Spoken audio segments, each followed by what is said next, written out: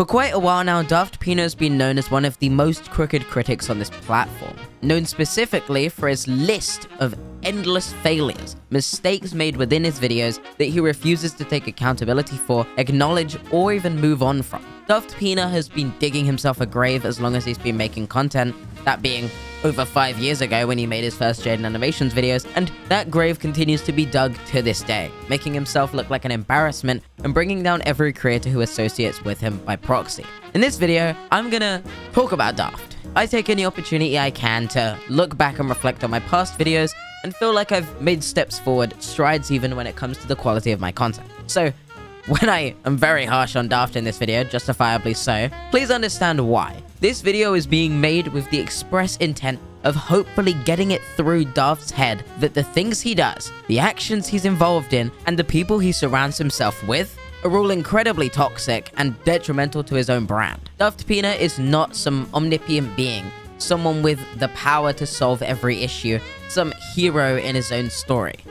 He's a guy who sits in his room and talks shit about people while he takes the high ground from a literal throne in some videos. You see, I didn't initially plan to ever talk about Daft again. I thought my original Tina video said what I needed to say about Daft pretty well, and unlike some other content creators, I don't really hold that much of a grudge against him. I think he's made mistakes, but I mean, who hasn't? And as long as he learns from them and hopefully moves on from them, I see no reason to ever revisit him. That was until, over an entire year later, Daft reignited the TinaFate situation, making a new video, one that didn't perform very well because nobody gives a shit about that situation, brought me up in it, responded to some of my clips directly, and completely reframed my video, the statements within, and my arguments against him to fit his own narrative, to argue a completely different point than I was actually arguing, and to misrepresent me and other critics of him as disingenuous bad actors. That's alongside the fact in the past 2 weeks, Daft has got himself involved in another drama by behind the scenes puppeteering another content creator into creating a video where he went in depth on and analyzed someone else's relationship, a relationship that was not public or his place to discuss, where he would theorize on whether one party was abusive and try and somehow expose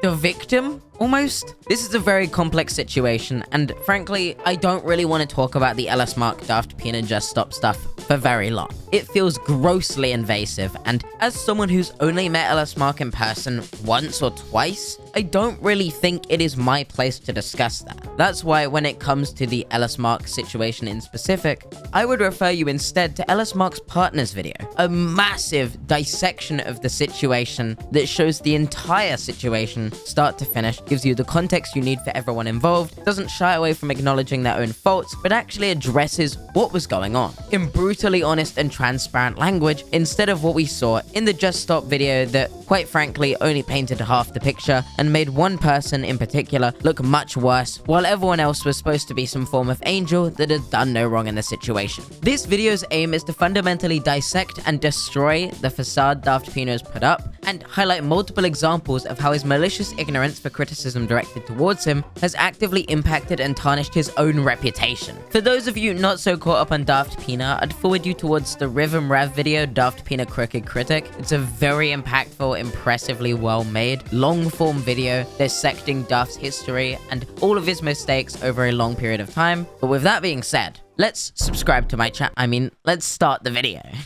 Hello lads. Originally, I didn't plan to reappear in the video this soon and have some sort of announcement or disclaimer for you, but here we are. Daft reached out to me after I extended an olive branch to him, and after 4 hours of talking with a content creator I'll leave anonymous about the situation, Daft then jumped into a call with me and them, and for another 4 hours, we had a conversation about some of my criticisms with him, some of his rebuttals to some of my points, some of his disagreements with the current situation, and he gave me some more context to some things. So, I will add the note here that some of the future content in this video will be slightly altered with corrections so that you know that some things and some opinions I express don't necessarily line up with what's expressed in this video after talking with Daft. However, I will say the bulk of my criticism remains, and I still believe that Daft does need to learn from a lot of what's said within this video. That being noted, originally, I was planning to put an interview with Daft within this video, and at this point in time, it does seem like that's a possibility. However, due to some scheduling conflicts and the fact I've been working on this video so long that I frankly want to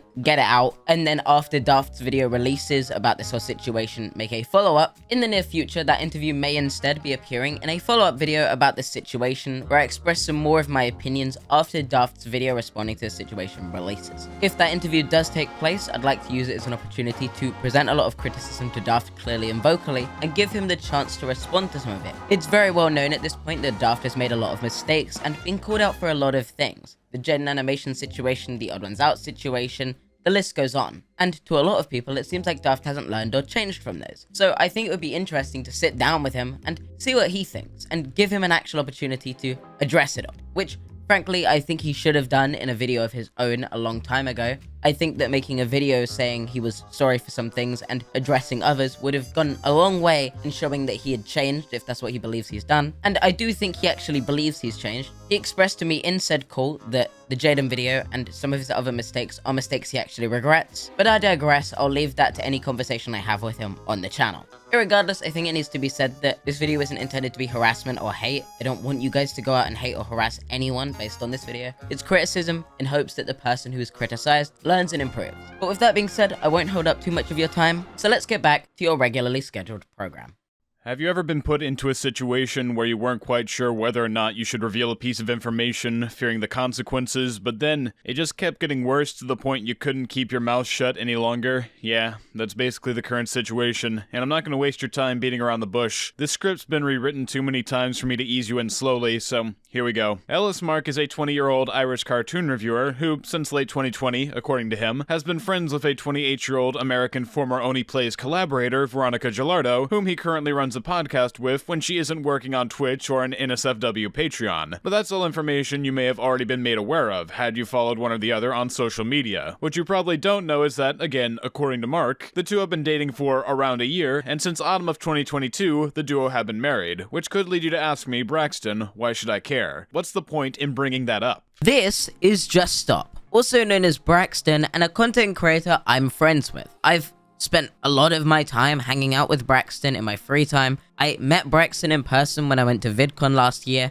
and I've worked with Braxton on videos dating back as far as several years ago. I know this guy probably better than most content creators who have talked about it. This video is a video by Braxton originally titled LSMark Dangers in Dating, a video focusing on content creator LSMark and their relationship with their partner Veronica, talking about how there had been cheating within this relationship, supposed emotional abuse, and several other underlying issues that meant this needed to be discussed. With that context in mind, we revisit Braxton's question here. Why should you care?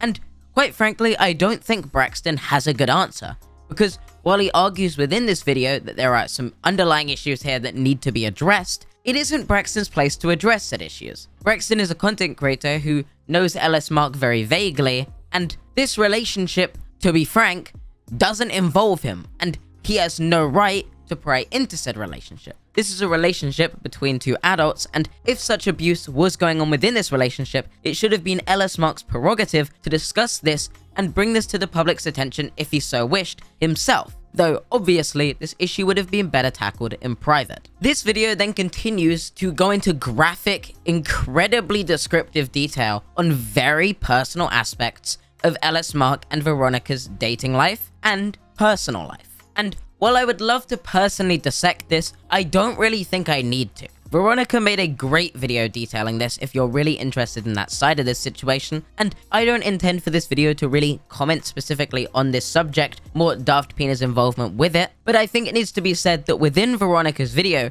she actively acknowledges fault for a lot of the mistakes mentioned within this video. However, a lot of those mistakes have been reframed to represent her in a worse light. Veronica is a person who has made mistakes. Veronica is a person with flaws, and Veronica is undoubtedly someone who can be criticized. However, there are so many aspects of this relationship that weren't included within Braxton's video, specifically because the parties who brought said information to Braxton were presenting him only half of the story because they wanted to frame Veronica in as worse a light as possible. Which is ironic, considering most of the people used as sources within this video have had their dirty laundry exposed within Veronica's video. This is a complicated mess, but essentially the point you need to take from this video is that it was a grossly invasive one that had no place being made, had no right to share LSMark's private relationship details or tell him how he should respond to said relationship, and ultimately this video was taken down because Braxton realized it didn't look very good, and in hindsight he realized that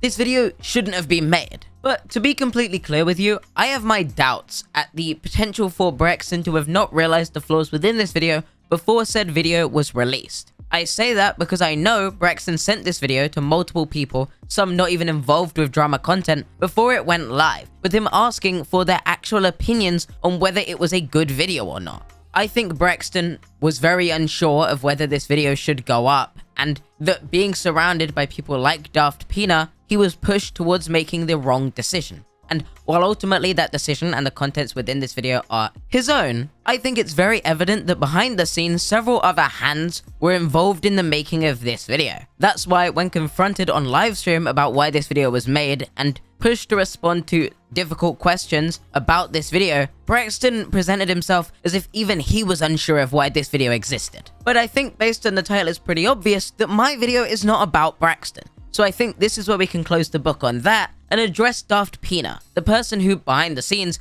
was involved in all of this, and it would later come to light, was actively pushing Braxton to make this video, was behind some of the worst decisions within this video, and ultimately led to this video being the abomination it was. Which leads us into Braxton's newest video, called Clearing the Air, which he released upon reflecting on the criticism he'd received for his Veronica video. In this video, Braxton would actively call out all of Daft Pina's involvement in this situation and highlight many of Daft Pina's mistakes and decisions within this situation that had actively contributed to the mess the video became. Starting with the fact that Daft Pina presented the idea to Braxton that he should enter a call with LSMark under false pretenses, telling LSMark that this call was going to be a way for him to help with one of Braxton's videos, not about his private relationship.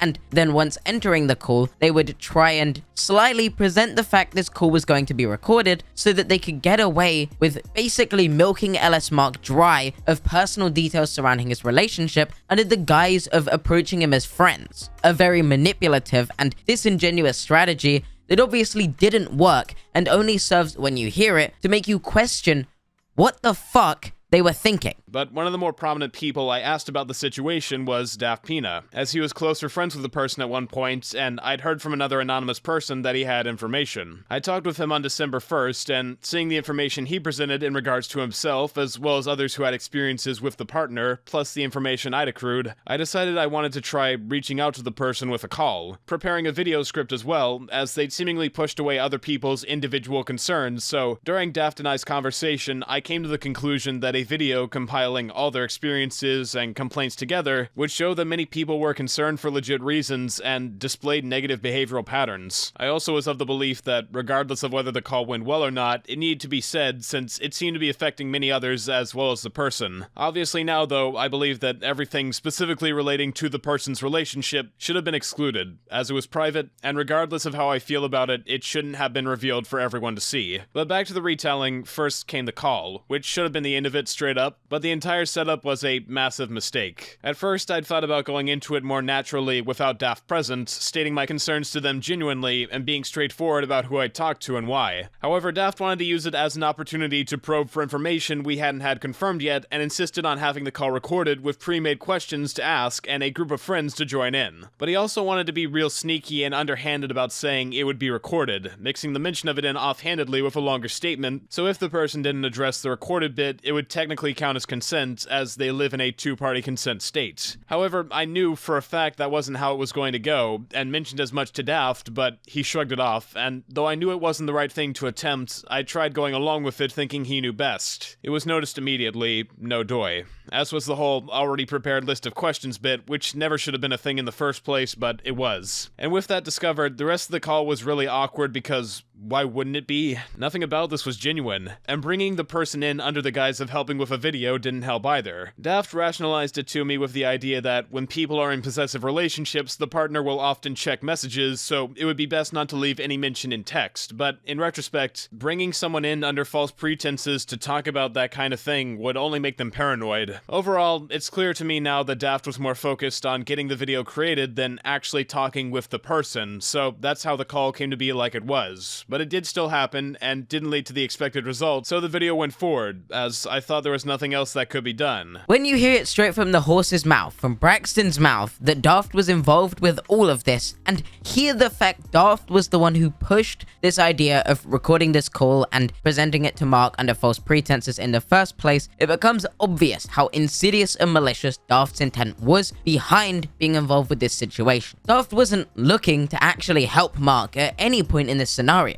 He was looking to make a YouTube video about this situation. At this point though, is anybody actually shocked? Does anybody recoil and go when they hear that Daft was involved once again in some shady, underhanded tactics for a video? Because frankly, I wasn't. As long as I've known Daft, he's been a really shady guy. Someone who 100% would use a malicious tactic to get any information he could for a video. A la the TinaFate video where he actively searched for their private information and then threatened them with said information to try and debate bro them in a call. It should have been obvious that Daft was willing to use whatever possible tactic he could to get away with his behavior when he tweeted towards TinaFate. Long before that tweet came out, I received several emails linking your real face and name to this TinaFate account. So sure, I sent you a friend request, let's video call and look down your history, bro. An obvious, not blanketed statement that he has their personal information and is actively threatening them with it. But I digress. Braxton would then go on to present the fact that Daft had actively tried to use information within said video, trying to weave it into the script, that he had actively no evidence for and wasn't proactively searching for. With Braxton saying that Daft would add statements from people who hadn't provided evidence for said statements, believing them wholeheartedly, and not even ask follow-up questions to gather actual information on the surrounding facts of this situation. Speaking on the production of the video itself, it went through several drafts, rewrites, and edits. This is partially because, at first, the script was far less organized, less accredited, and way more venti, so it needed heavy retooling as more evidence came about. Daft and others would also add stories from people we talked to that couldn't be evaluated as anything more than hearsay, as they had no proof, and when I would try to say as much in the script, he'd stop me and go, "Don't say it like that. People will deconstruct and focus on it if you do." He wanted me to use sneaky language again, so in the end I cut them out entirely. And for bits that I didn't remove, I made sure to ask follow-up questions to get evidence of dates and such. Questions Daft never asked. He would just believe them wholeheartedly without proof and say we needed to add it to the script. And I didn't see how much of the script that was until I got to the editing phase and noticed all the bits I couldn't pull up screenshots or evidence for. Obviously, this is a very major concern when it comes to a content creator with a following as big as Daft's. If you are willingly choosing to take information you don't have the evidence to support, believing people at their word, and then present it as if it is factual, while avoiding mentioning that it is theory, hypothesis, and allegation, it sets a concerning precedent for how far Daft will go to smear someone's name, throwing as many claims at the wall as he can, hoping that some of them stick just so that he can destroy the person's reputation without ever having to do the due diligence to make sure what he's saying is accurate and true. Likely because he isn't involved directly in Braxton's video, so any of the backlash from said video will fall back on Braxton and not him, giving Daft the perfect opportunity to do as Braxton explains in the following. Use this video to air out personal vendettas and grudges he has against other content creators. I could also see that Daft wanted to make a large portion of the video about his personal grievances with another creator, SunnyTM, who was tangentially involved with the duo. You might know, if you saw the video, that the section on him doesn't really mention Daft at all, other than briefly at the very beginning. That's because I talked him out of including a 6-minute summary of their interactions together, as it was completely unnecessary and petty compared to what I had found in relation to Dubus Goobus. He just wouldn't let the Sunny section be, though. It always had to have an extra bit showing Sunny is underhanded, Sunny is a bitch, Sunny sucks dick for money, just on and on. Since Daft kept scrolling his social media looking for things to add, all of which I shot down, well, other than one. At the very end of the Sunny section, I briefly mentioned that Discord moderators stated Sunny posted the nudes of a girl in the Only Plays Discord server. However, there was no physical proof of this happening, so I wanted to exclude it entirely. But Daft was insistent that I keep it, so I did, with the prerequisite that it was unconfirmed but matched with Sunny's behaviors. And look, Sunny does suck. He emotionally manipulated a man in the midst of a mental breakdown to send money to a trans organization to make up for whatever unintentionally, allegedly transphobic remark he made. Then when the opportunity suited him, he said that the man was still transphobic and that the apology he suggested was corporate. Then, during a live stream when he had the chance to admit he was obviously just bullying and trolling this guy, he doubled down saying the guy was actually transphobic and that he did it for the good of trans people. Sunny is an asshole, a troll, a wannabe edgelord contrarian, creepy, unself-aware, and fake. But I shouldn't have mentioned anything relating to him that didn't have physical proof, even if I stated it was based on the testimony of others. That's why I couldn't come up with a justification for it when asked on livestream. That's why I couldn't come up with justifications for a lot of things on livestream. I was uncertain and didn't know it, because I'd been hyped up that this was a good idea despite my reluctance, and eventually, I thought I was confident in creating it, but I never was. And I only realized that when I was given negative feedback. What I think is becoming apparent here is the fact that in all of this, Daft was acting as a pseudo-echo chamber for Braxton, convincing him through a feedback loop that every decision he was making was justified and right, that this needed to be said, and that he needed to be the one to say it, all the while using whatever tactic he could to try and squish as much of his own personal thoughts in this video to the point where it doesn't reflect any video I think Braxton's ever made before. But I think it's about here that Daft's insidious, vile, venomous intent behind this video and his hand in this video becomes very apparent. When Braxton started receiving public backlash for said video, and many people started to call out why this video was ever even made. Upon it becoming apparent to Braxton that this video was not well received by the public, he would go to speak to Daft to question what he should do at this situation and whether it was the right idea to make this video. Upon which, Daft would in response tell Braxton to keep the video up and that he was completely valid in making the video, all the while never publicly attaching him to it or publicly defending Braxton, keeping himself out of the line of fire while watching as Braxton was effectively used as a meat shield so that he could express his opinions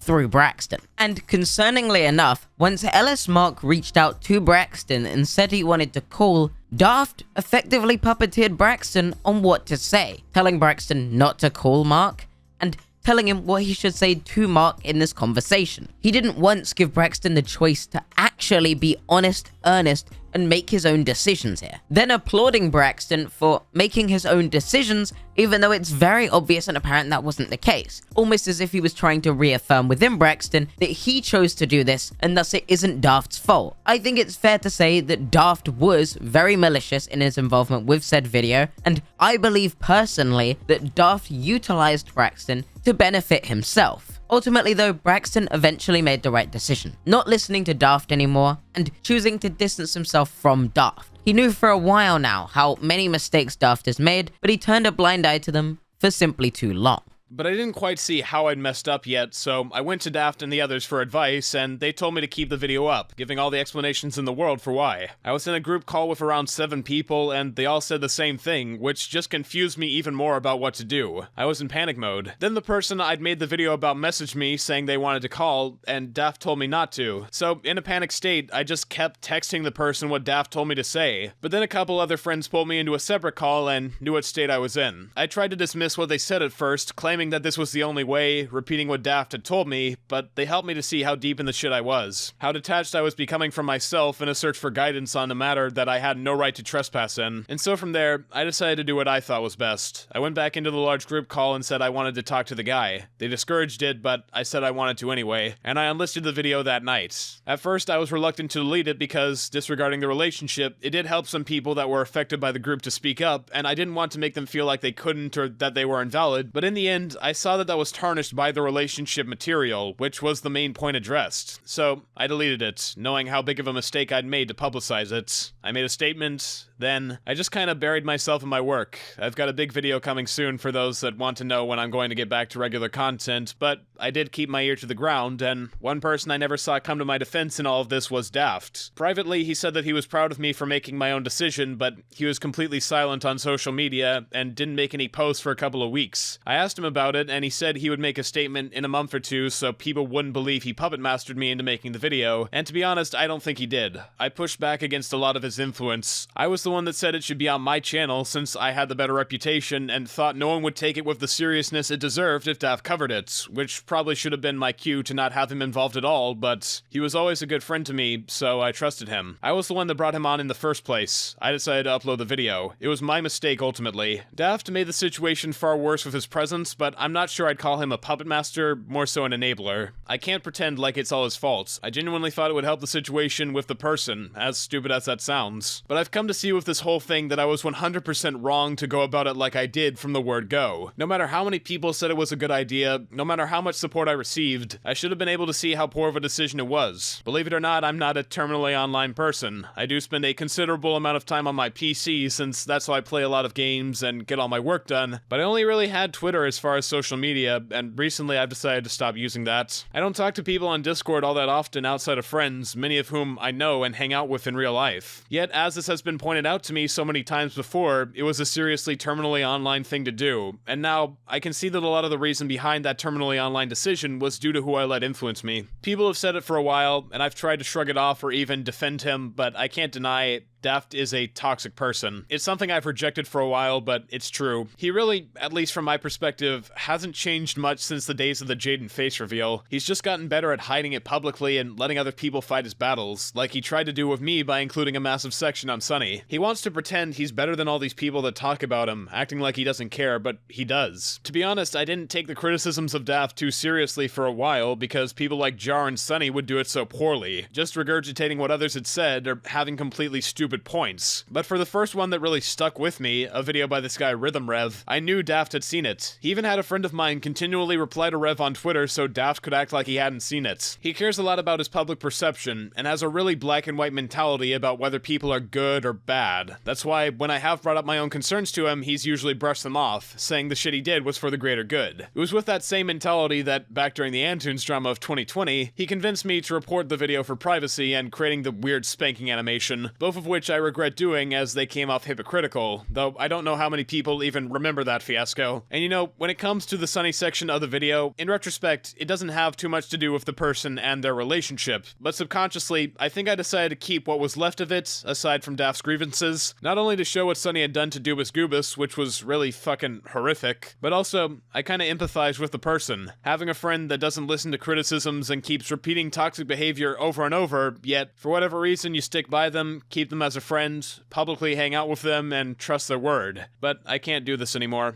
I'm cutting ties with Daft. I'd love to see him improve and actually show growth, as outside of drama he's been good to me, but I can't abide his actions. Especially with this whole situation giving me clarity and showing that he really brings out the worst in me. And speaking of, I know with that video, I marred my reputation in a way that will probably never be seen as the same thing again. I definitely ended up cutting a good few ties. But after this is released, I'm gonna go back to making the content I love that makes me happy. And I just hope I can be allowed to learn and grow while I'm still young. I messed up royally, and I'm going to try and make up for it. Braxton ends this video by confirming a thought I have had for so damn long that it's crazy. That Daft will actively pretend he hasn't seen criticism even though he's hyper aware of all of it. That Daft watches all of these videos on him, but will pretend he doesn't care about them, and that it's not affecting him. This is something I've believed for quite a while now. If you remember my original TinaFate video, where I approached Daft and I informed him of the fact that information within his video would allow you to gain the personal information of the person he had mentioned, allowing you to actively find their Facebook account, which is obviously a major concern, Daft completely ignored my message, pretending he'd never seen it, never giving me a response. This was completely incongruent with every other conversation I've ever had with Daft.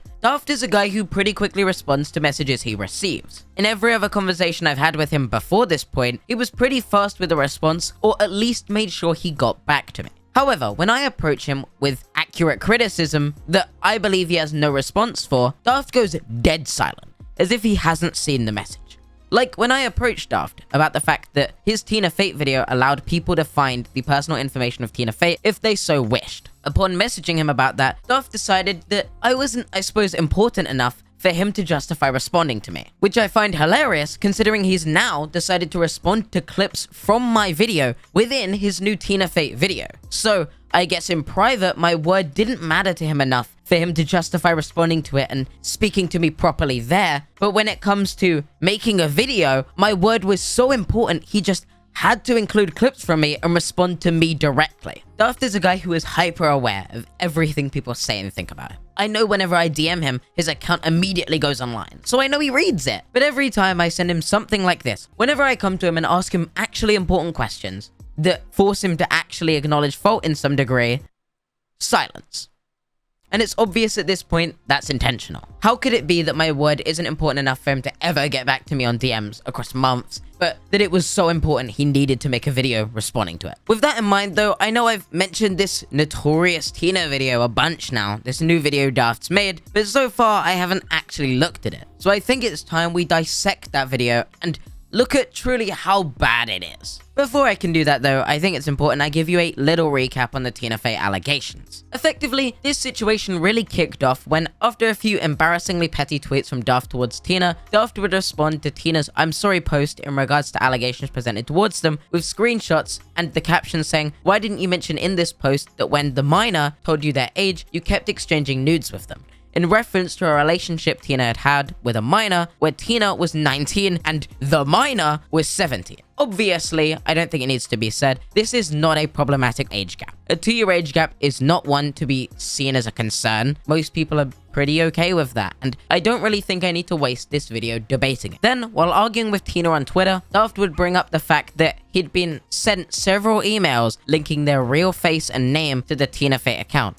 Then saying, "So sure, I sent you a friend request, let's video call and look down your history, bro." Obviously a threat, there's no question about it. I know he tries to argue otherwise, but how else are you possibly supposed to read this? Obviously in this tweet though, Daft is kind of valid. He's arguing the fact that Tina is a catfish, and while I think it's insane that he would propose the idea of gloating about the fact he has this person's personal information, I think it is fair to call out Tina for catfishing someone, and I think it's fair to argue that what they did to the victim in this situation was wrong. Misleading someone into sharing explicit images with you on false pretenses is concerning, problematic, and obviously valid reason to call someone out. The problem is, Daft then immediately follows up this tweet by arguing that because there's no Romeo and Juliet law in Tina's state, the age of consent is 18, and thus this relationship with the person they were texting means they were sharing cheese pizza and is a crime. I don't know why he continuously makes this about the age gap, and not the fact Tina was catfishing, but the fact that later in his upcoming video,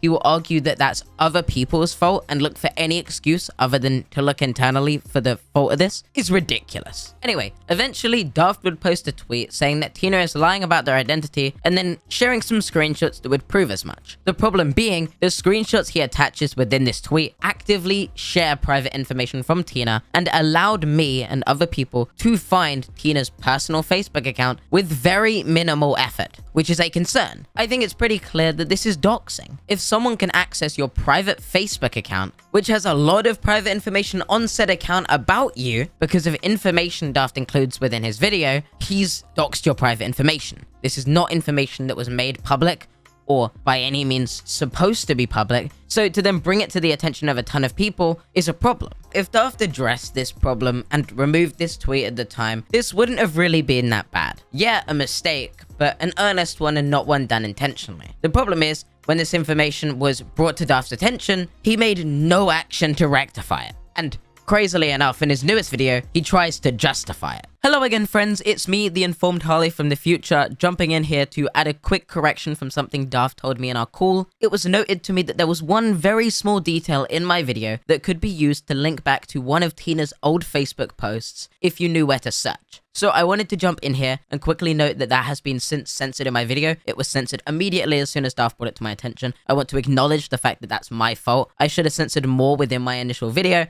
And if I'm criticizing Daft for not taking accountability and publicly acknowledging it, I'd like to show that I hold myself to the same standard and acknowledge that yes, I did make a mistake in my video in that specific part. I have removed that. I'm not going to mention what it was, but it's gone, and I'll make sure it's also censored within this video too. As always, my issue with what Daft did wasn't necessarily that the information was unintentionally made public, because at the end of the day, everyone makes mistakes. My issue was that once being made aware of that, Daft never took action to remove said information from his platform. Ultimately, I think that criticism still stands, and I think that Daft does need to take accountability for that and remove said information from his video. The problem is, he never did. Daft continued to keep this tweet up, I'm pretty sure it's still up to this day, and avoid any DMs about it, like when I approached him and said, "What the fuck are you doing? Take this tweet down," and he just never did. That brings us to the conclusion of this recap. TinaFate was in the wrong for catfishing someone, Daft was in the wrong for leaking their personal information and making this situation about the wrong things, which led to people not treating the situation seriously and criticizing Tina appropriately. That is where this situation would have been left when I made my past video back in October of 2021. But as of 3 weeks ago, Daft made a new video, which I wasn't even aware of because it didn't perform very well, where he tries to justify every decision he's made. And to say it doesn't work, falls on its face, and makes him look even worse is a major understatement. So with that being said, let's delve right into it. What is holding someone accountable? This question rings in the back of my mind when it comes to the topic of TinaFate1. A catfish that sexted a minor but pretended to be a Japanese lesbian, only to reveal they were a cis dude all along. He even lied about being Japanese. Dang. Not only did I terribly mishandle everything about this, but people don't know the full story of how this came to light, as well as recent information about someone new affected by him. Hello, I'm Daft Pina, and this is the real story of the artist catfish, TinaFate1. Also, buckle up, because like, a lot of stupid things happen, both on my end, as well as the catfish's end. This is a lesson video for everyone, including me. This video starts surprisingly well, and you might even be fooled into believing that, even for a second, Daft is going to acknowledge any wrongdoing in this situation. The problem is, I think this is the only point in this video where it even seems like he's actually holding himself accountable. From this point onward, Daft will make any excuse he possibly can to justify the decisions he's made. So buckle up, because this is gonna be a mess. As it turned out, she'd been sexting a minor, 17, and her being 19, feeling remorse regarding it. In the long spouts of text, they claimed they knew it was wrong, but kept going anyway. Further stating the minor stalking them, threatening to expose what they did. Originally, Tina thought they were an adult, signing conversations in VC, but soon learned that wasn't the case. People quickly forgave Tina, and for a few months that was real yet, with people saying a 2-year age gap is fine. Their Patreon was shut down for a bit, with them making nearly $9,000 a month, so about $108,000 a year. Whew. On the down low, we've seen the replies saying, "Very tiring to see people try to tear others down for mistakes or things they don't understand. Jumping to conclusions and websites not having communication/talking to their users doesn't really help either." Fidel used to reply to a lot of their tweets like, "That's a lot of public association." So I made a tweet October 9th that if anyone has been affected by TinaFate to email me of the story, as at the time I thought there was a potential predator in our community. All of the comments told me to shut up, and it's not that big of a deal. Yeah, fuck you. How dare you look into something? Just because they sexted a minor doesn't mean they're a bad guy. I mean... This is where I think one of the first of many very ugly decisions rears its head in this video. The decision to include this joking, satirical guy who's making digs at Tina, saying things like the following: "Just because they sexted a minor doesn't mean they're a bad guy. I mean..." Even though that's not accurate at all, and frames it as if Tina is a predator for the age gap and not for the catfishing. Daft once again makes this about the age gap, even though a few seconds prior,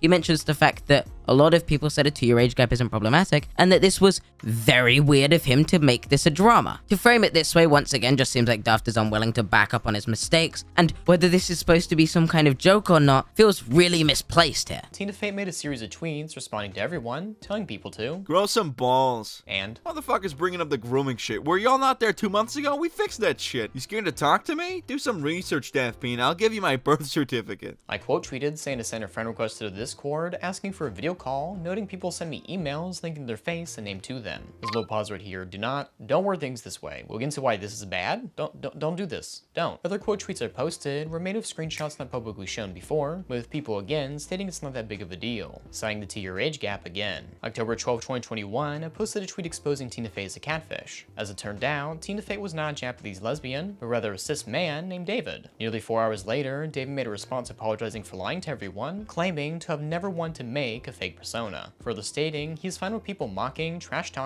and even making fun of him, saying he's been with this persona for about 2 years since he was on Reddit posting art. Remorse is had on his end whenever someone compliments him as a girl, claiming to be afraid of the backlash if he were ever to tell the truth. He ends up by saying to not attack his family, and that he has been earning money for his family since his father passed away. On the down low, as mentioned before, made a response saying that he's hurt, as he interacted with TinaFate or David many a time and never knew. Feeling betrayed, he is saddened by all of this. I made an apology and clarification tweets regarding how I handled everything, as if you can tell by the tweets, they're not befitting of someone covering this topic. I was too emotionally invested and heated, as well as focusing on things that people didn't actually care about, such as David sexting a minor. The age difference is only 2 years. The general public did not care. To this day, the tweet remains up untouched. Going back to these tweets right here, they're very bad because they're immediately seen as blackmail. Very much not my intention, as it was more just me posturing a macho attitude because I knew he was lying about his identity. So with these tweets, I looked like a crazy person. Woof. Especially when I said, I've received several emails linking your real face and name to this TinaFate account. That looks and does feel like blackmail. It makes David look like the innocent one, as no matter what he did, it looks like I'm trying to blackmail him for personal gain. December 4th, 2021, David apologizes again in a brief short tweet. His fans forgave him, and everyone sort of just moved on. Within my apology post, I stated I wasn't going to cover this, as is never the case, as seeking drama. However, that was a detriment in the long run. I assumed someone else would make a full video about TinaFate, though due to how I handled the situation, the spectacle became about me instead. Contemporary videos at the time focused on how I mishandled everything, and any mentions of TinaFate after the fact are just comic dubs. So I'm going to finally talk about what happened behind the scenes. And with that being said, we're about to enter the worst section of this video. I cut out most of the previous bit because I don't really feel like a lot of what he said in the clips you just saw were necessarily in need of a response. Most of what he said was pretty okay, and while I could nitpick here or there or disagree, I've already made the points I would have made previously, so it feels unnecessary. But it's at this point where we take a nosedive in quality as Daft looks to desperately blame anyone but himself for his own actions. If you remember back to David's tweet about being scared to talk about it. I contacted him on 4 separate occasions. Let's see, I sent him a friend request in Discord and directly contacted him in Twitter DMs. Once, the day before his tweet about talking it out. The second, the day of, with the info I had at the time, knowing he was lying about his identity. Lastly, January 14, 2023, regarding the new info I got. He never responded, ever, to any of these. Regardless, there was an attempt to solve this privately, and ample time for David to admit it himself. In fact, he was more quick to apologize for the N-word than anything else he did. Racism is clearly more important than potential grooming. Wait, is it? Never mind. I don't want to compare the two. Keep what Daft says here in mind, because it's going to be important for a point I make later on when responding to this video. Also, why is this internet funny guy in the middle of this video who's interjecting, referring to what Tina did as potential grooming? It was catfishing. Say catfishing. I don't know why we're playing this up as if something more nefarious was going on. Tina catfished someone, and it was definitely not acceptable, but to frame it this way makes it seem like there's something worse. I don't know why this guy's coming in and once again making this about the 2-year age gap. This video is a mess. I bring this up as one of the people covering the story, HarleyTBS, noted this should have been handled privately, and the tweet should not have been posted. This tweet should be taken down. It shouldn't have been posted publicly. In fact, this whole fucking situation shouldn't have been public. He took so many risks. As noted before, I tried handling this privately and letting David admit he lied to everyone, but he just chose not to. This is a very hilarious decision from Daft to intentionally reframe what I said in the clip he includes in his video. So I'll play you the full clip of what I said and then explain what I was trying to say and how he's reformatted that to fit his own argument.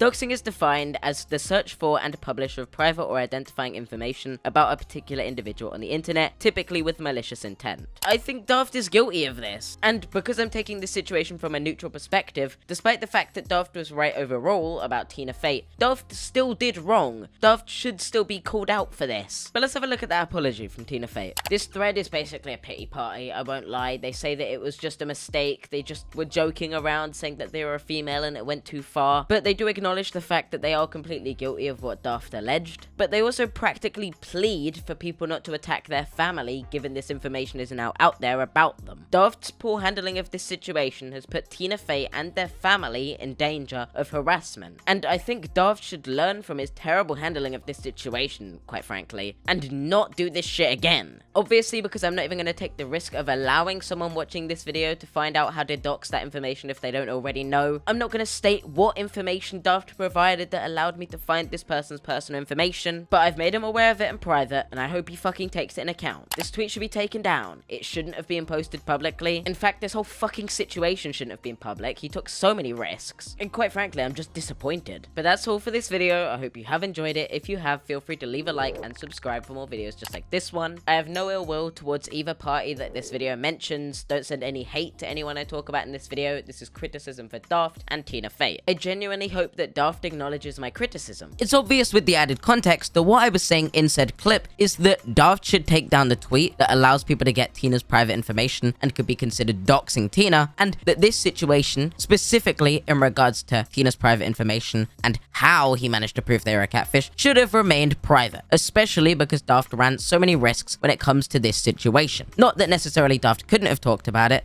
but that clearly he shouldn't have put all of this private information in the public and should have approached it in a different way. You can approach the subject of them catfishing without leaking their private information. I think I was pretty clear in that clip, but Daft misrepresents it as if I was saying that he should have tried to talk to Tina privately when he tried to do such a thing, even though these screenshots of the DMs he shows within this video show that Daft sent these first DMs asking Tina to talk the exact same day he started flaming them about the N-word comment on Twitter. Obviously, this wasn't going to be handled privately when you immediately went public the same day. But for now, let's just ignore the fact Daft just blatantly lied to you about trying to handle this privately, even though he sent them these DMs the same day he posted public tweets, making this public and obviously not opening a good channel for communication, and just pretend Daft didn't just lie to your face. However, received a more recent email about David and his catfishing. On Twitter, David noted he'd been using his persona since around 2 years ago, so around 2019 when this first came out, though this email says otherwise. Public tweets pointing to from the email led me to talking to someone who was scammed by him around 2018. As it turned out, David e-dated 2 people, or pretended to be a Japanese woman with 2 sisters. The victims gave him money as well as TF2 items, noting that David never spoke directly to them, rather using text. David would again use someone else's photos claiming it was him, and he would still be using the same Pom Pom Kimochi account he still uses to this day. So the timeline of him catfishing people, that we can prove, starts way before than what he admitted to. So between 2018 and 2021 is a good 3 years, with only select people coming forward. This guy has to have some real balls to lie so blatantly to your face.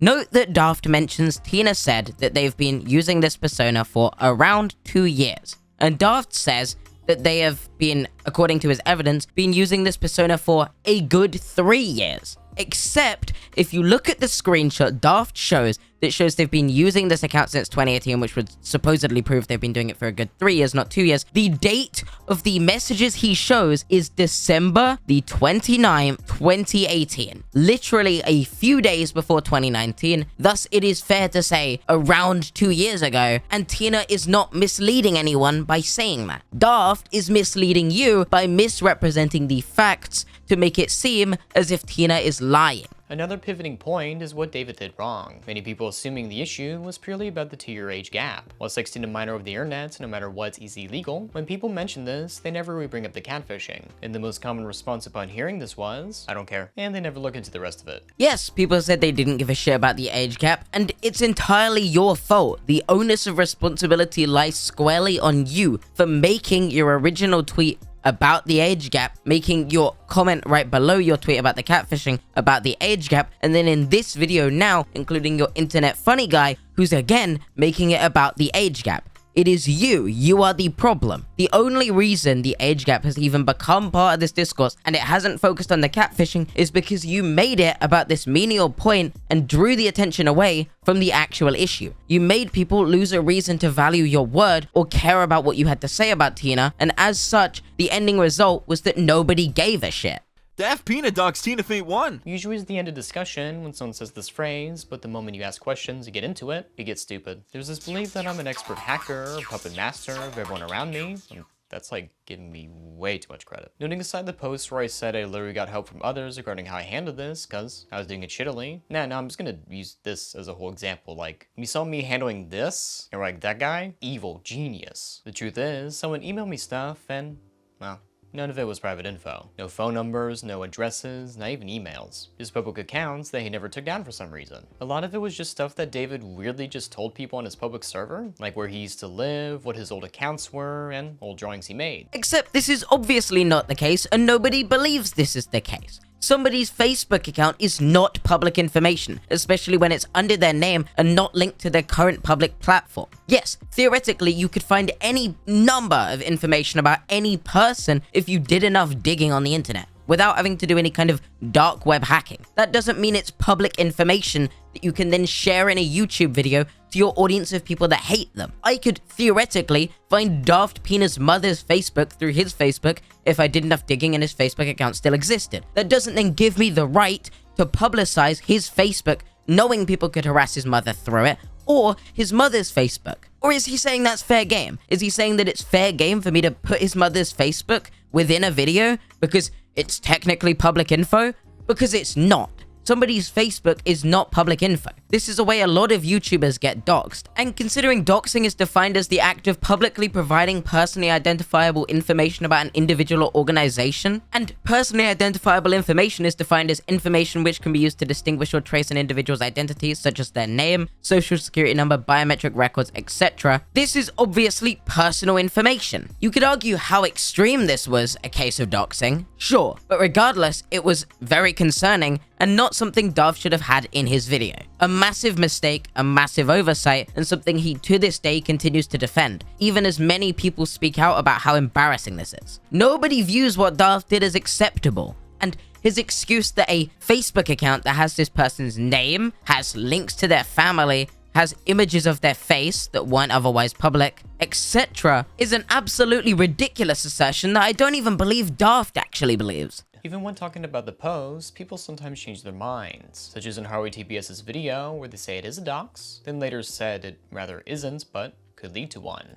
He fucking doxed them! I sent him this proof only 30 minutes after his tweet release, showing him very clearly that his own tweet could literally dox someone. The flip-flopping of whether it is or could lead to muddies the reason why behind people worried about the posts. Except, once again, Daft completely cuts me out of context because it makes himself look better. This is that first clip in full. Daft released a tweet saying David is catfishing/larping as TinaFate, lying to everyone about their identity. I have more proof and I don't want to dox anyone. This is the most direct evidence I'll show for now. They posted old drawn art which is still attached to a Facebook. I'm not making a YouTube video about this. This tweet attaches 2 screenshots, and this tweet is still up to this moment as of recording this video, a day later. You see, the problem with this tweet is that he includes personally identifying information in the same tweet where he says he's not going to dox them, enough information that me and a few other YouTubers within a few minutes were able to locate the exact Facebook account he got these screenshots from, found the family of the people that David knew, and was able to see basically everything about his private life.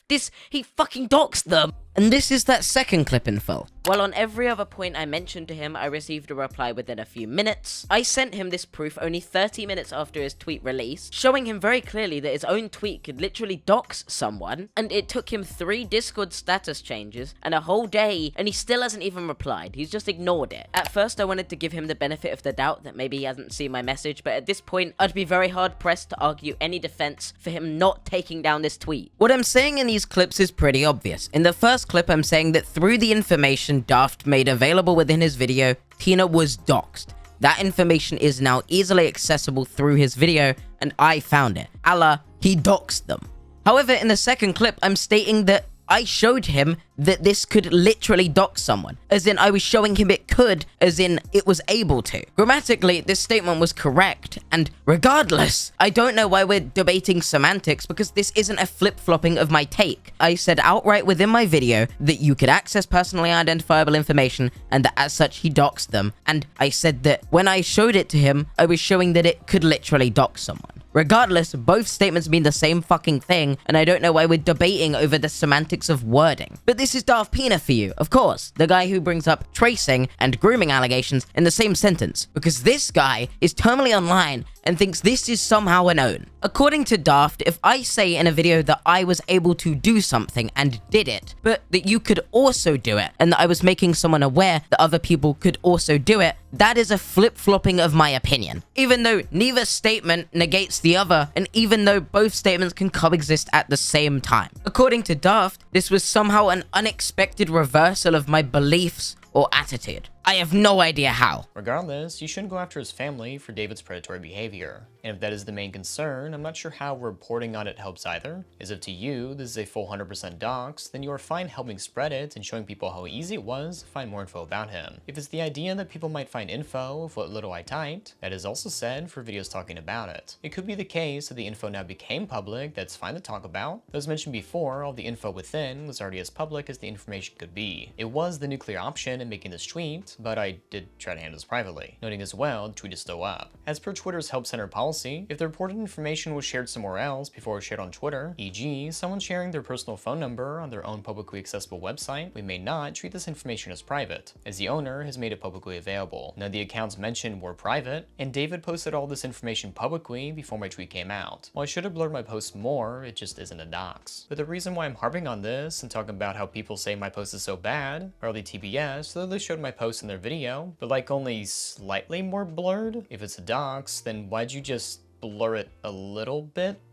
Huh? If you'd want to argue that's not a full dox, but rather a soft one, because the breadcrumbs are there, even if censored, by that logic, Omni, Harley, and everyone else are also soft doxers, because no one can talk about the David situation without the breadcrumbs being there, no matter how censored it is. What the fuck is he talking about? Soft doxing isn't a thing. As I said in my original video, I messaged Daft showing him what information allowed me to get Tina's personal information, but never said what it was within my video. So from my video, nobody would have had any more direction on what would have told me the personal information. Daft is the only source of the doxed information, and calling out the fact that exists is not helping him spread it. Especially because if you remember, Daft talked earlier in his video about how I called him out and said this should have been handled privately, and he said he did. If we're going by the logic of he tried to handle it privately, so what he did in his mind is okay, what I did when I brought attention to this was perfectly okay and fair game, because I contacted you privately about this before I made the video. If you removed your tweet and censored this information when I originally brought it to you, this information wouldn't have been doxed in the first place to the public. This was your fucking fault, and you've got to take accountability for it. You can't drag everyone down with the ship. You can't argue that we're all soft doxers, because that's not a thing. And I would end this segment by saying you should take some accountability, but as far as you've existed on this platform, you never have. Because, oh yeah, we're going there. This video is going full circle. Do you remember when I was looking at Braxton's clearing the air video earlier in this video, and I included a clip of Braxton saying he doesn't believe Daft has changed since the Jaiden Animation days? Let's have a retrospective look at how Daft acted during the Jaiden Animation situation and really determine, has he changed? Because in my opinion,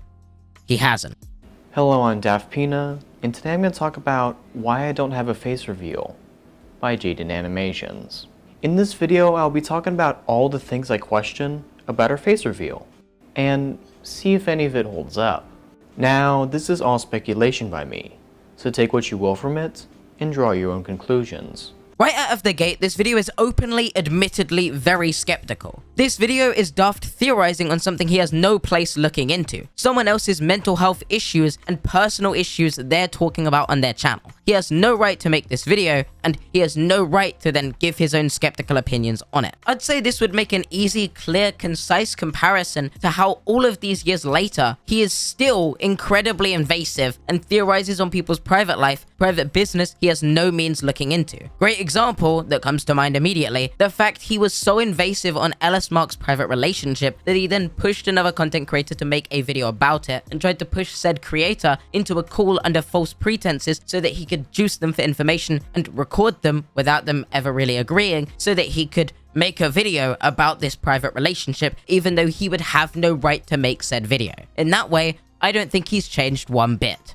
And as a contrast to her normal videos, she actually isn't using any music.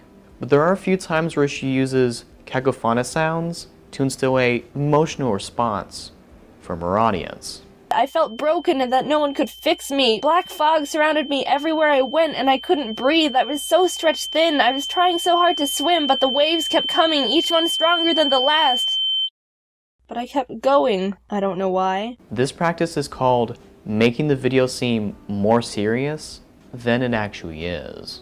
Using this and other techniques I learned from her, I'm gonna make my own motivational and positive video to show you how easy it is to make. When life brings you down, you have to keep going. You can never stop, because if you stop, life itself will never change. I know, because I was beaten down. I was in my lowest state. I was depressed, I was stressed, I was sad, and I was mad. Because every morning I woke up, I did not appreciate what I had. I woke up each morning feeling resentment and anger. You just have to believe. You have to keep on going. You have to keep on running, you gotta keep on climbing. Because if you don't, and if you stop, if you give up, you will not be the best you can be.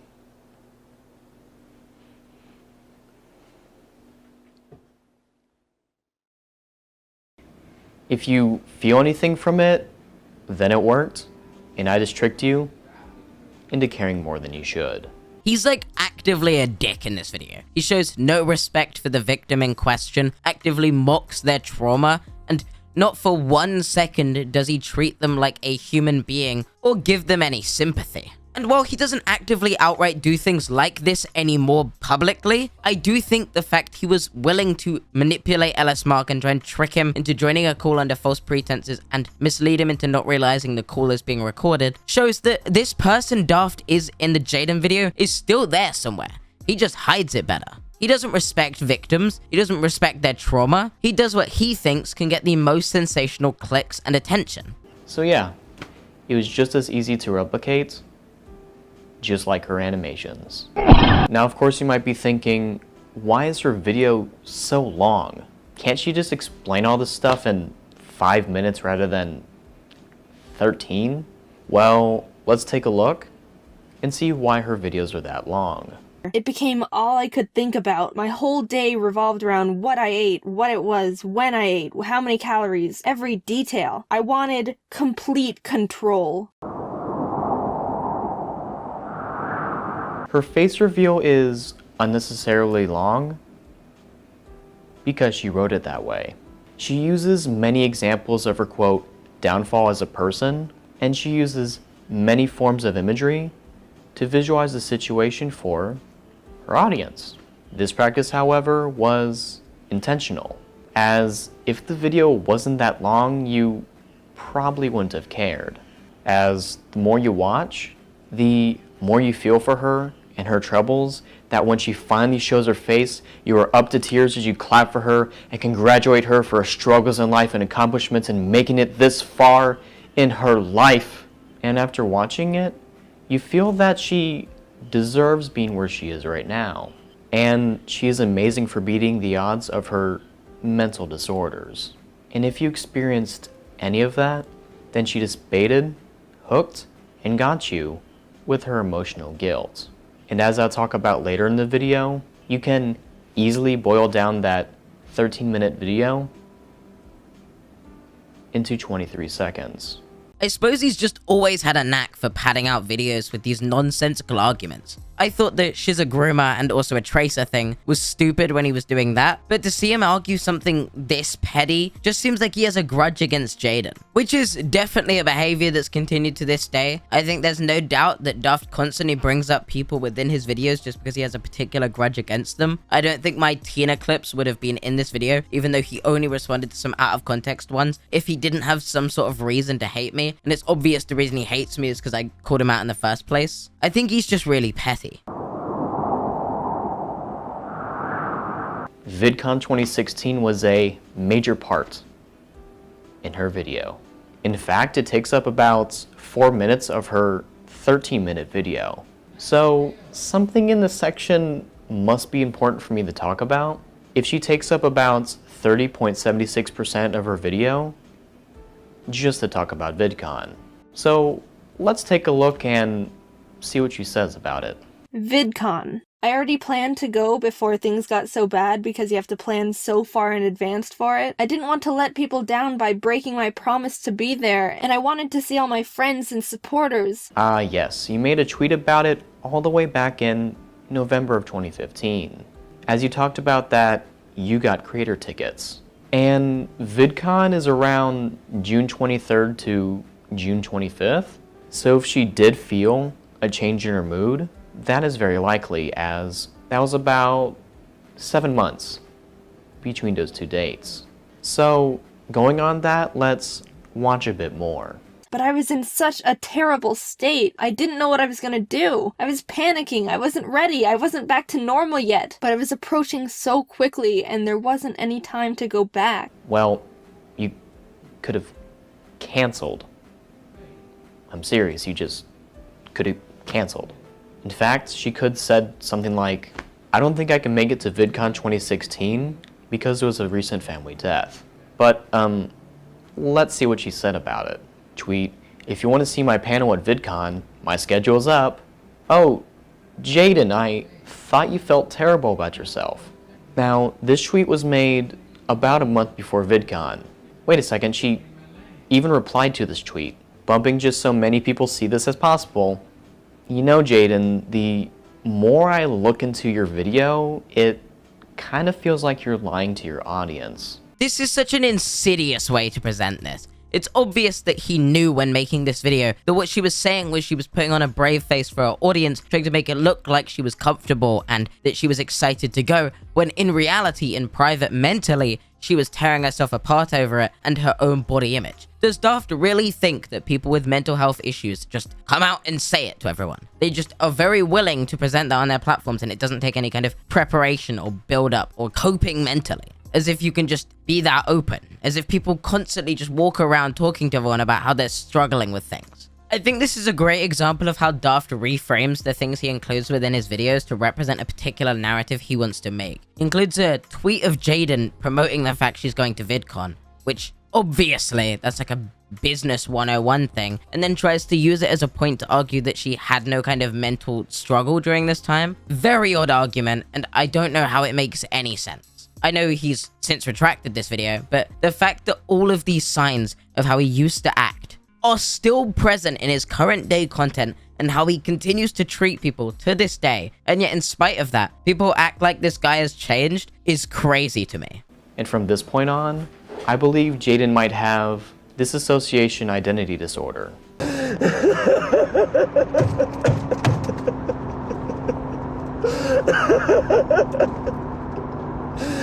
I messaged the person who was taking a lot of video footage and asked them if I could censor my face out. I'm not going to mention who this person is because that detail doesn't add anything to this story, and I don't think it would benefit anyone if I did. They agreed, so I spent the afternoon editing their video censoring my face. When I finished and sent it over a few hours later, they told me they changed their mind and wanted to post the normal video. I was absolutely mortified.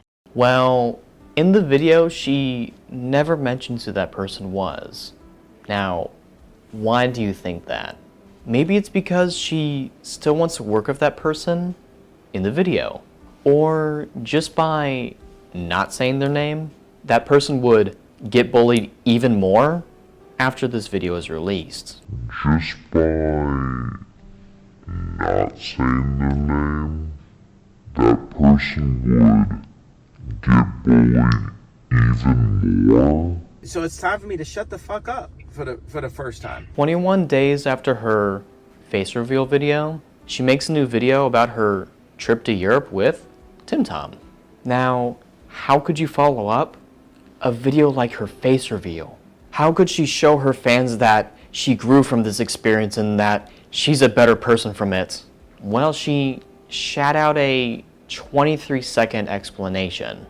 The worst parts about it is that it feels disingenuous and she acts as if those feelings never happened. And so to show you what I mean, Mr. Beast! I'm gonna play a clip from her face reveal, and right after it, I'm gonna show you the 23-second clip from her Europe trip video.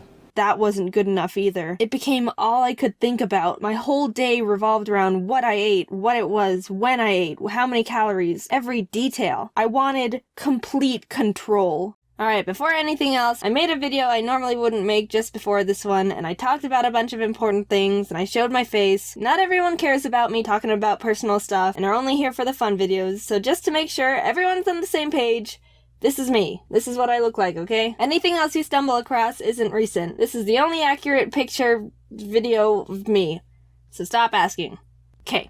Wow, Jaiden, it's like that face reveal video never happened. And it feels like those months and even years of torment also never happened. The problem is, I feel like Daft has never really taken accountability for this video. Yeah, he took it down, and yeah, he tweeted saying he was sorry to Jaiden for ever making it, but I don't think he ever reflected on what was wrong with this video, nor did he ever actually address what he thinks he did wrong in that video.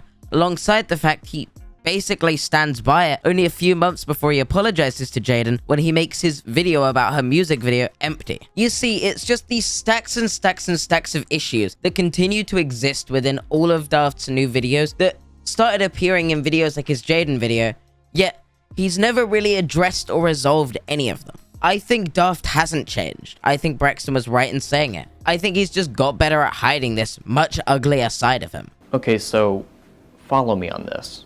I believe Jaiden lied throughout her entire face reveal video. Think about it. She made 22 videos in the span of 10 months between her VidCon 2016 video and her face reveal. Now, option A, she actually felt depressed and tormented in those 22 videos, and they now stand as a reminder that she faked her personality for her fans just because she feels like she owes them something, leading you to believe that if you rewatch those videos, you'll see that she's going through her own personal hell, and she keeps them up as a reminder that she's been through a lot and they show how far she has come. Or we got option B. She lied in her face reveal video and close to none of it happened, which is why all 22 of her videos, even the VidCon 2016 one, are all still up and monetized for profit. Now remember, this is coming from the same YouTuber who believes that some of her followers think she's a god, that YouTube fame hasn't gotten to her, and that she seems to be seeking attention from anyone she can get based on the heart-wrenching sob story she calls "Why I Don't Have a Face Reveal." Now, which seems more plausible in Jaiden's case? And on a smaller note, The Odd Ones Out has about 4.1 million subs, and Jaiden has about 2.1 million subs. Now, Jaiden is second tier compared to James in subscribers and quality. So when James does a face reveal, Jaiden watches it and looks around, seeing every other YouTube animator making face reveals.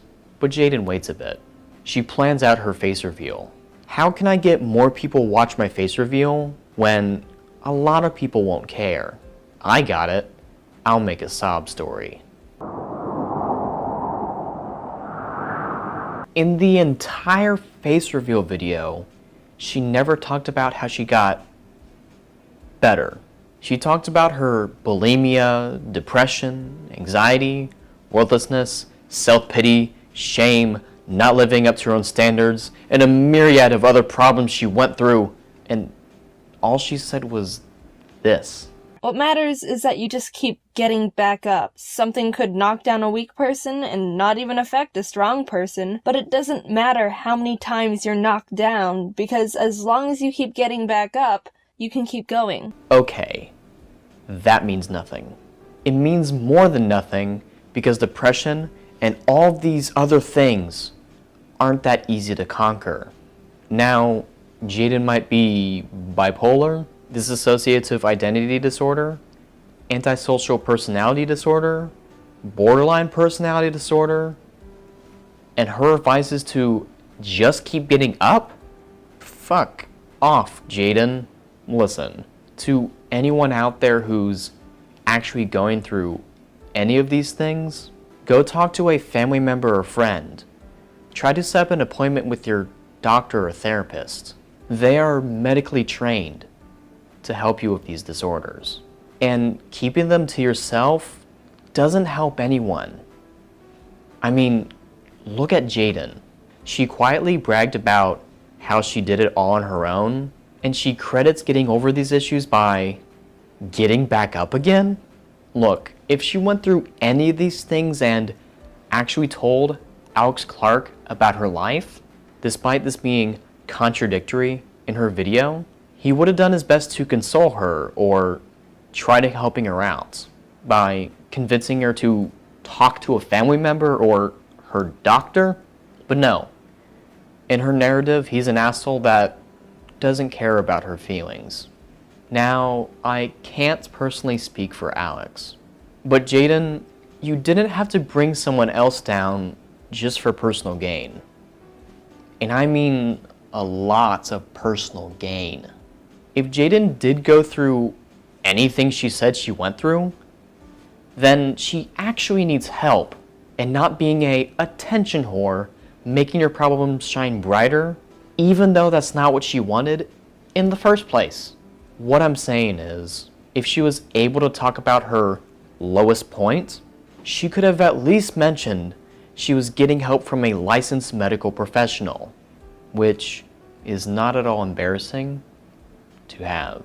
And with that, I think I'm gonna conclude this video here. Daft hates the Jaiden video. He hates that people continue to bring it up towards him, and he continuously looks to move past it as if he's changed. But I think until Daft shows real change, people are gonna continuously present this video towards him. He needs to actually address it. But in reality, every one of us here knows that what's gonna happen is, in a few weeks from now, Daft's gonna make a video about the LSMark situation, and he's gonna look for some way to double down and make himself look like the good guy. And I don't even see what he gains from it. I've been trying to rack my brain on this, and all he's seeming to do is lose friendships with valuable content creators he's associated with, destroy his reputation, and make it look like he's not even supporting the content creators that behind the scenes he was motivating to make the video on LSMark in the first place. So yeah, in conclusion, I don't think Daft Pina has changed. I think since the Jaiden Animations video, Daft has been going down a downward spiral, and I think people have just been turning a blind eye to it for too long. From invading people's privacy to an extreme level in the LSMark situation, and then allowing the person who he used as the scapegoat for himself, basically, to fall and take the blame while he says nothing, is a permanent blotch on his reputation. He lied about me and misrepresented the situation in the TinaFate video so that he could make it look like he was somehow still in the right, and double down on everything he previously did as if what he did was acceptable or understandable when in reality it wasn't, and he continuously falls into the same mistakes he made during his Jaiden video,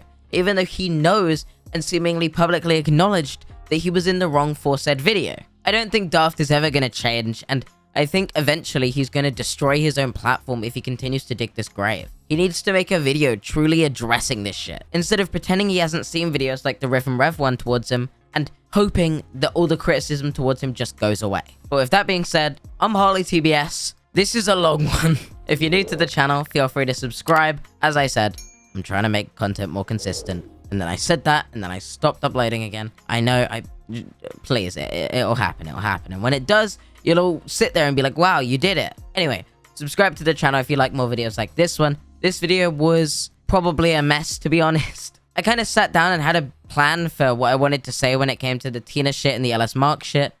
But the Jaiden video, it's such a mess, and I don't really think there's a proper way to approach it. So yeah, I think it is what it is. But with that being said, I'll see you next time. Subscribe to the channel, follow my Twitter, and peace. Awesome. I've been in the creek like Dawson. I get the physique of a Martian. I be with the freaks and the odd ones. Awesome. You can never see what it cost them. I threw my receipts in the garbage. Watch the way you speak when you talking.